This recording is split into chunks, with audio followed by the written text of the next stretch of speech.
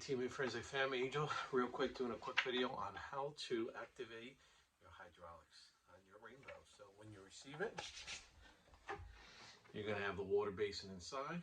Pull it out. And then what you do, I'll stand up.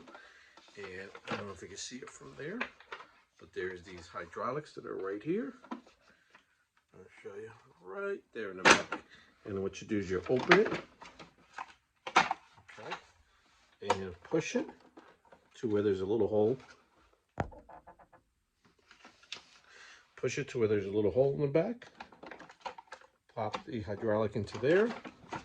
Now do the other side. Push it in, and that's it. The hydraulics is on. So now I'll show you.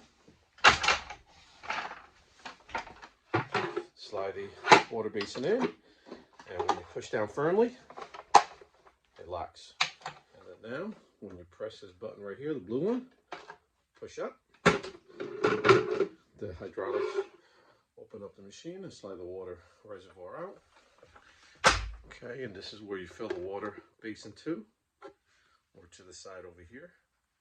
Clip it together and start using it, sucking up dirt. Any questions? Reach out to us. Have a great day.